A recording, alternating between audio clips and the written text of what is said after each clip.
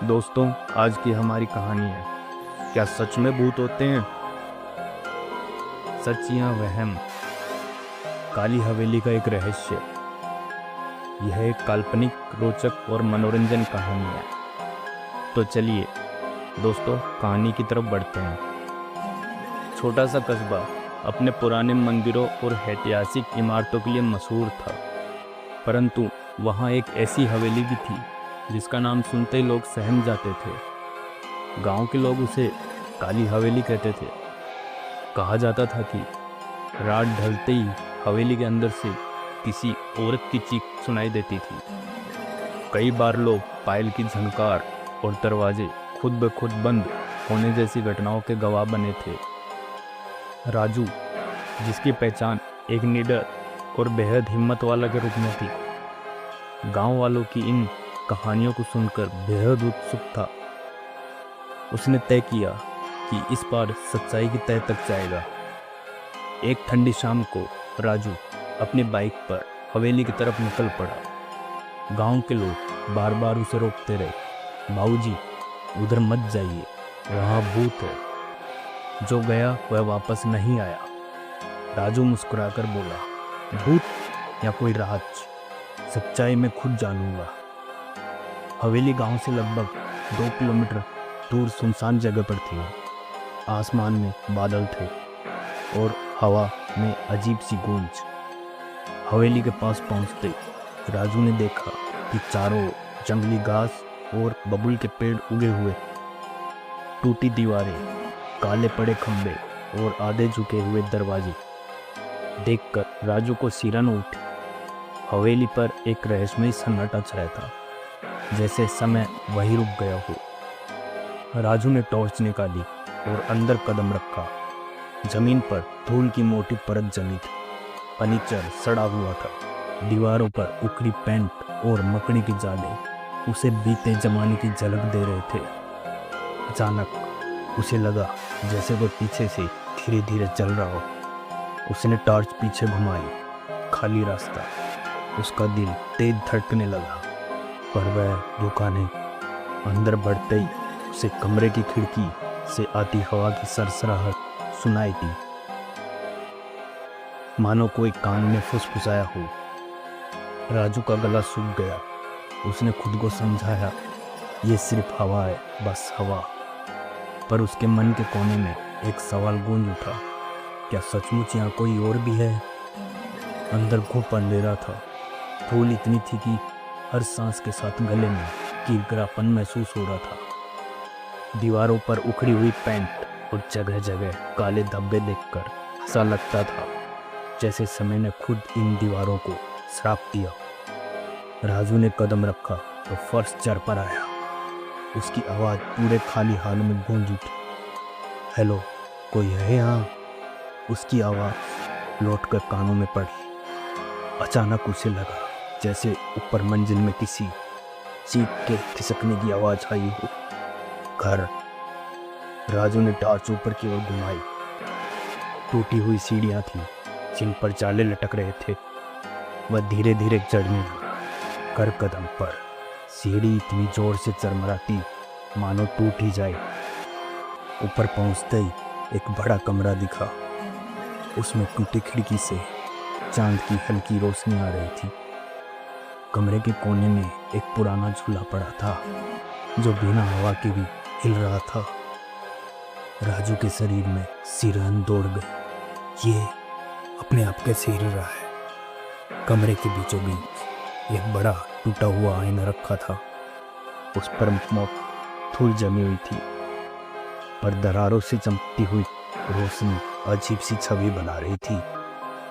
राजू ने जिज्ञासा से टॉर्च आईने पर डाली और उसका खून जम गया। आईने में उसने खुद को नहीं बल्कि एक औरत को देखा।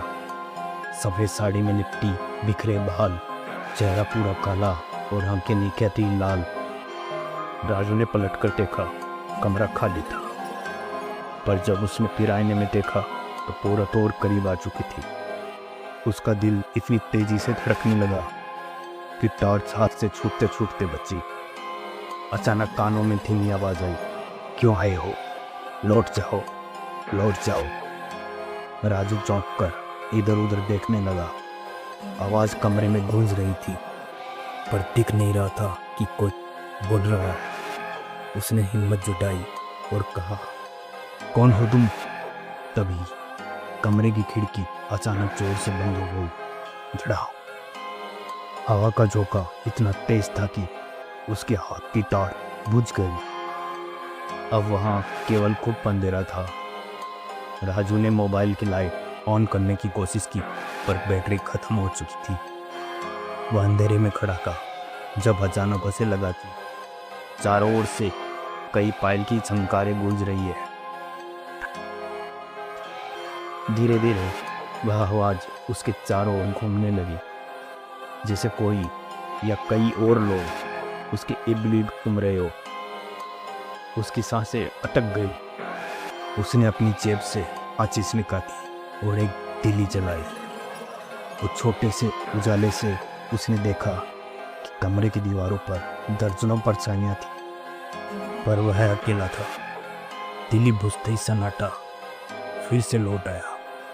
राजू ने घबराकर सीढ़ियों की ओर दौड़ लगाई, पर सीढ़ियों पर पहुंचते ही उसने देखा कि कोई वहां खड़ा है। सफेद साड़ी में वही औरत। उसकी लाल आंखें चमक रही थी और आवाज आई, यह मेरा घर है, तुम यहाँ क्यों आए हो? राजू ठिठर गया। उसके पैरों ने जैसे काम करना बंद कर दिया हो। अचानक हवेली की छत से वही घरड़ जैसी आवाज गूंजी और पूरा कमरा हिल उठा। राजू चीख पड़ा। राजू सीढ़ियों पर उस औरत को देखकर वहीं ठिठर गया। टॉर्च बुझ चुकी थी, मोबाइल की बैटरी खत्म हो चुकी और चारों तरफ खूब अंधेरा था। सिर्फ हवेली की टूटी खिड़की से आती चांद की हल्की सी रोशनी कमरे में फैली थी। वह औरत सीढ़ियों के पास खड़ी थी। सफेद साड़ी जमीन पर घिसड़ रही थी और उसके बाल बिखरे चेहरे को ढक रहे थे। उसकी आंखों की लाल चमक मानो अंधेरे को चीर रही है। राजू का गला सूख गया। वह बोलना चाहता था, पर आवाज बाहर नहीं निकल रही थी। और तभी औरत अचानक गायब हो गई। राजू ने राहत की सांस ली। डरते डरते सीढ़ियों से नीचे उतर गया, लेकिन जैसे वह मुख्य हॉल में पहुंचा, उसकी नजर फिर उस बड़े टूटे हुए आईने पर पड़ी। आईना अब और भी अजीब लग रहा था। दरारों से माने रोशनी की जगह अंधेरा रिस रहा हो। राजू ने पास जाकर देखा तो उसके पैरों के नीचे की धूल अपने आप खिसकती दिखी, जैसे कोई अदृश्य हाथ उसे साफ कर रहा हो। आईने में उसने अपनी झलक देखनी चाहिए, लेकिन उसमें जो चेहरा दिखा वह उसका नहीं। वहाँ वही औरत थी। अब की बार वह और भी नजदीक खड़ी थी। उसके फटे हुए होठ और आंखों से बूंद की टपकते रही थी। राजू ने डरते हुए पीछे हटना चाहा, तभी आईने से ठंडी हवा का झोंका निकला। हवा इतनी तेज थी कि चारों ओर धूल उड़ने लगी। औरत के पोतीले, मुझे न्याय दो, वरना तुम कभी नहीं बचोगे। राजू का दिमाग सुन पड़ गया। उसके कानों में घंटियां जैसी गूंजने लगी। उसे लगा कि पूरा कमरा हिल रहा है। आईने के फ्रेम पर उस उखड़े हुए अक्षर उबेर हुए। राजू के हाथ से धूल हटाई और पढ़ा, सावित्री। नाम देखते ही उसके भीतर अजीब सी बेचैनी उठी। क्या यही उस औरत का नाम था? क्या यही वह आत्मा है जो भटक रही है? आईने की दरारों के बीच से अब खून रिश्ता दिखाई देने लगा। बूंद बूंद गिरकर फर्श पर लाल धब्बे बना रही थी। राजू के पांव कांपने लगे। वह पीछे हटकर दरवाजे की तरफ भागा। मुख्य दरवाजे तक पहुंचकर उसने उसे खोलना चाहा, तब दरवाजा अंदर से बंद हो चुका था। जितना जोर लगाओ उतना ही वह चकरता जाता। तभी आईने से जोर से चीख गूंजी, कोई नहीं बच सकता, कोई भी नहीं। पूरा हॉल कांपने लगा। फर्नीचर अपने आप खिसकने लगे। दीवार पर टंगे पुराने चित्र जमीन पर गिरकर चूर चूर हो गए। राजू ने देखा कमरे की दीवारों से काली परछाई निकल गई। वह धीरे धीरे उसके चारों ओर घूमने लगी। हर परछाई के चेहरे पर वही औरत का रूप था। सफेद साड़ी, खून से भरी आंखें, पायल की झनकार कान फाड़ देने वाली तेज हो चुकी थी। छन छन छन। राजू ने घबरा कर चिल्लाया, मुझे छोड़ दो। पर परछाइयां और करीब आती गई।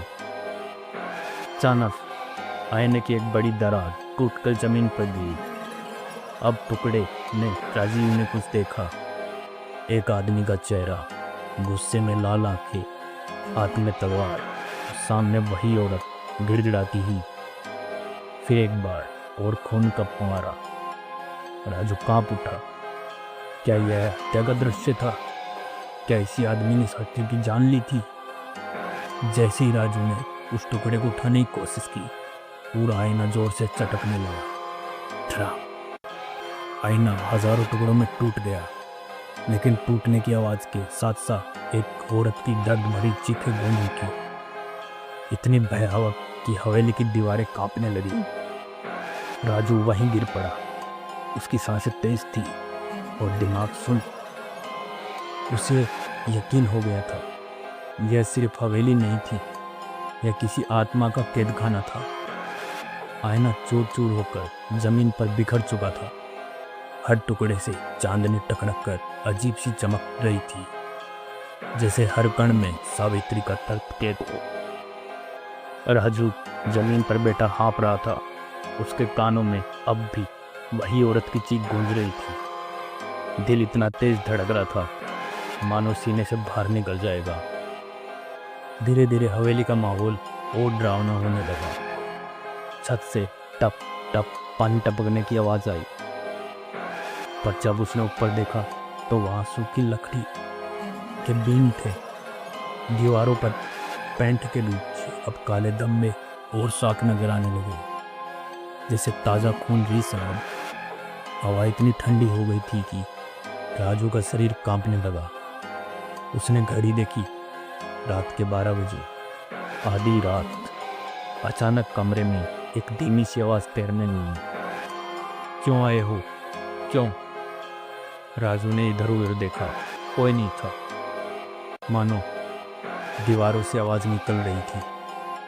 फिर दूसरी आवाज गूंजी, यह मेरा घर है। अब यह आवाज उसके बिल्कुल पीछे से आई। दादी ने हिम्मत करके पीछे देखा, कुछ भी नहीं। वह धीरे धीरे कमरे से बाहर निकलकर लंबे गलियारे में आया। गलियारा इतना अंधेरा था कि टॉर्च भी काम नहीं कर रही थी। दीवारों पे पुराने चित्र टंगे थे, जिनमें लोगों के चेहरे धुंधले थे।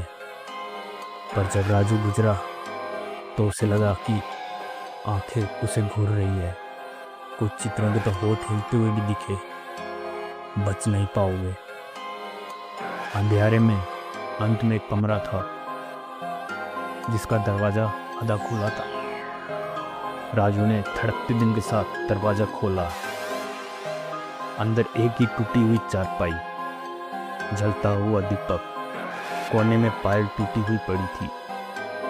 उसने जैसे ही पायल उठाई, कमरा अचानक ठंडी हवा से भर गया और तभी कमरे के बीचों बीच भीड़ जमा होने लगी। धीरे धीरे धुंध ने रूप ले लिया।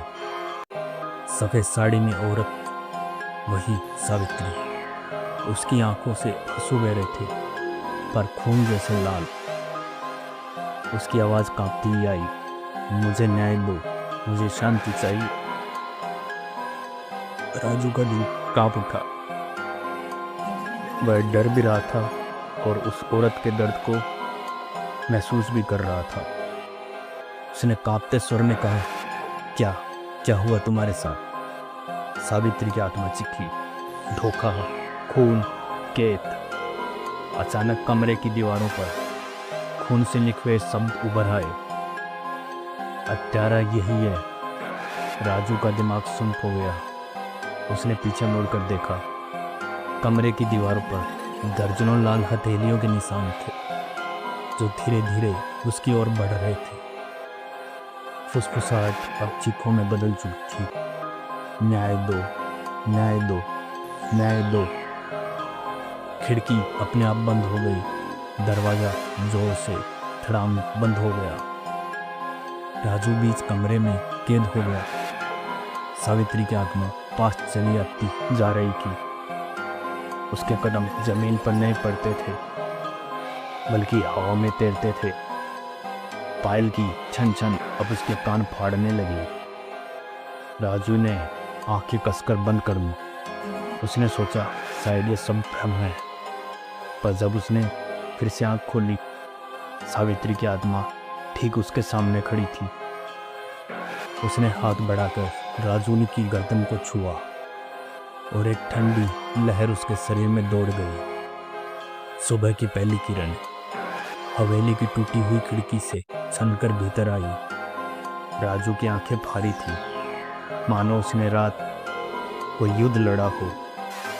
वह थका हारा बाहर निकला और गांव की ओर चल पड़ा।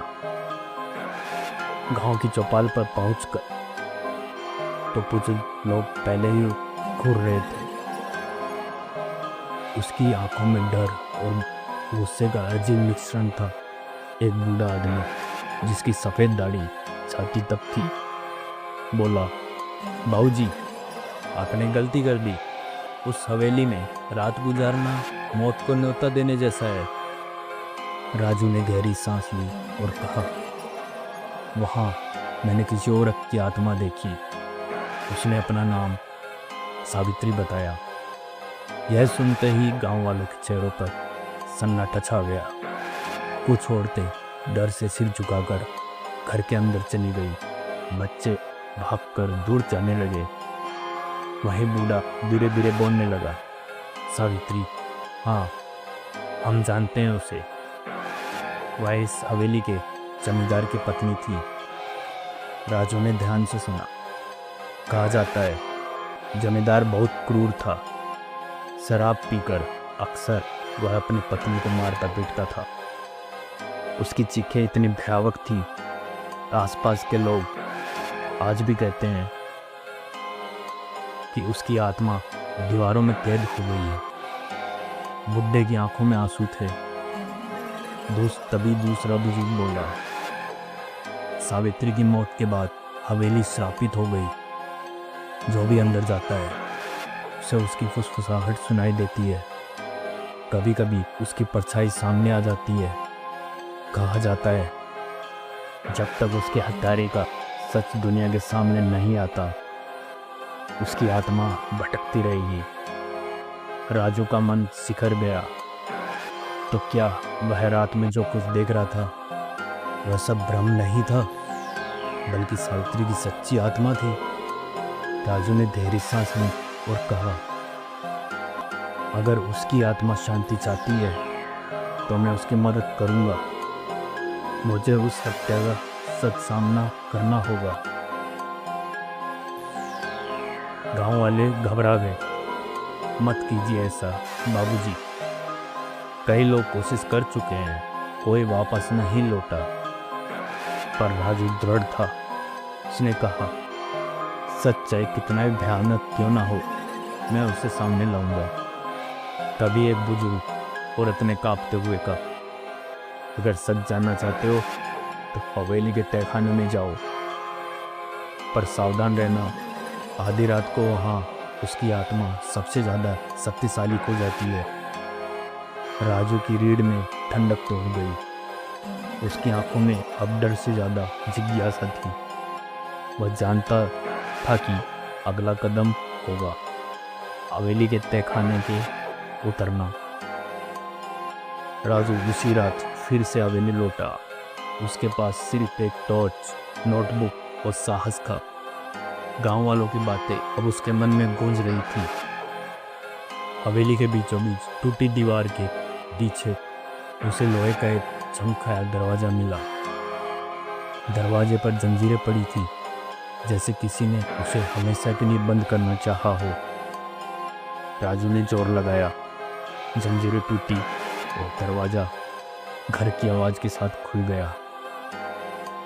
भीतर से ठंडी हवा का झोंका निकला, इतना ठंडा कि उसकी सांसें जमने लगी। अचानक तहखाना कांप उठा। दीवारों से लाल लाल हथेलियों के निशान उभरने लगे।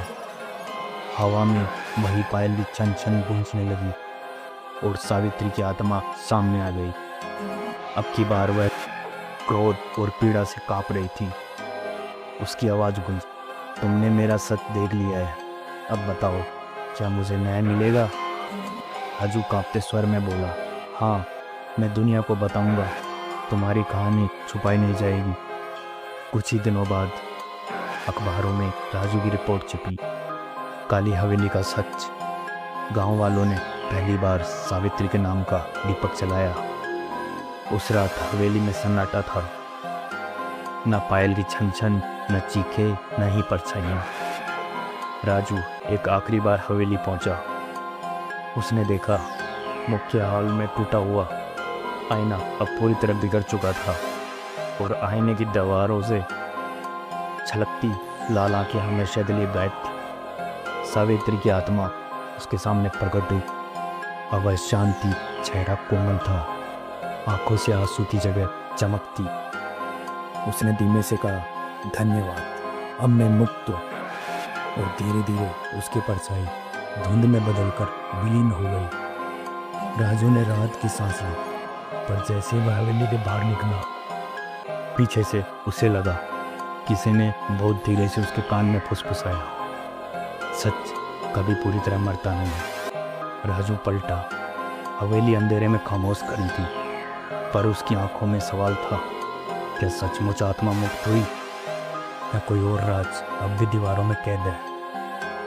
आपको हमारी कहानी कैसी लगी? अच्छी लगी तो लाइक और सब्सक्राइब जरूर करें। धन्यवाद।